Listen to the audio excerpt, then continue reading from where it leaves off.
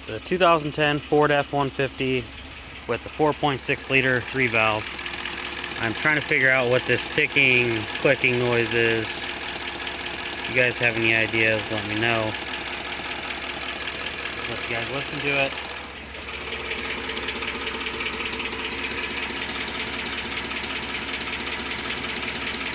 We'll go underneath the motor.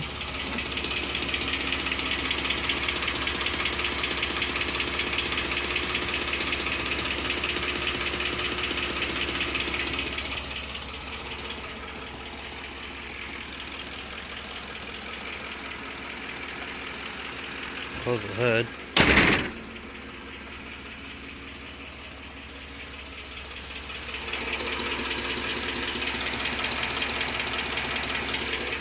Go to the other side.